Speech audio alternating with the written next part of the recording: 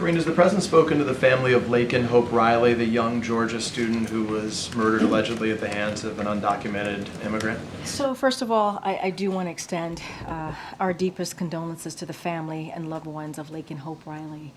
Given this is an active case, I'm going to be really careful about speaking to that case more specifically. Would have to refer anything specific to that case to law enforcement and obviously ICE. And the president, I don't have anything regarding to the president speaking to the family, but it is heartbreaking. I can't even imagine what the family's going through, and so, anything else specifically, I would have to refer you to ICE and law enforcement. Just for clarity, when you say you don't have anything else in regards to them speaking, so we can assume that they haven't spoken to this point at least? I just don't have anything to read out to you. If they have spoken, will you correct us and let us know that there is some that you can't tell us? We would let you know. I just don't have anything for you. Perfect. You got a lot of questions about Michigan. I just want to ask this a little bit differently.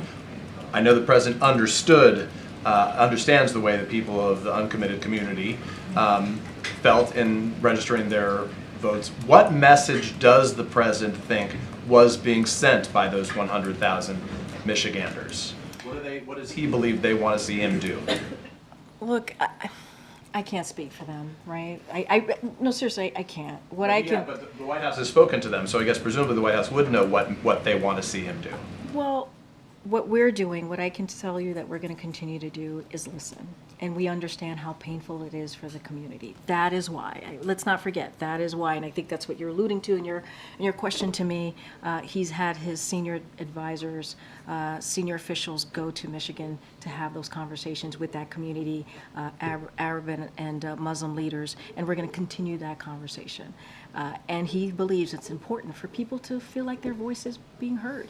That's our message. But let's not forget, there's also work to be done, which is what the president's been doing for the last several months, 24/7 with his team, getting that hostage deal so that it can lead to a temporary ceasefire. We want to make sure that happens, and the president is going to work very hard to secure that and getting to a two-state solution. I haven't spoken to the leader of the House Democratic leader in the State House there in Michigan just yesterday. One of the messages that was communicated in that conversation was his desire, A, to communicate this message directly to the president. So is that under consideration, A? And B, that the president not just continue to make efforts to get the hostages out, but that the U.S. policy change vis-a-vis Israel and what it's doing is Gaza. Is the president open to changing course in that regard, which includes the provision of weapons to Israel? So look, the U.S. policy is not going to change on this, but what we can do is get to a temporary ceasefire so we can get that humanitarian aid into Gaza to the innocent people of the Palestinian people who need that aid. And you heard us announce yesterday about the $53 million that was announced by Administrator Powers, and we believe that's also important to do, to continue to do that, get the food that's needed to get in there, and also incredibly important medical supply as well. And so we're going to continue to work with Israel on getting that done as well, making sure we get that humanitarian aid. We believe getting to a temporary ceasefire is important. Of course, the president wants to see this war end, of course. And that's what he's working towards, getting a temporary ceasefire, making sure there are hostages that are being held in Gaza.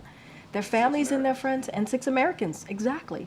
Their family and friends want them to come home. We got to make sure that we get them home as well.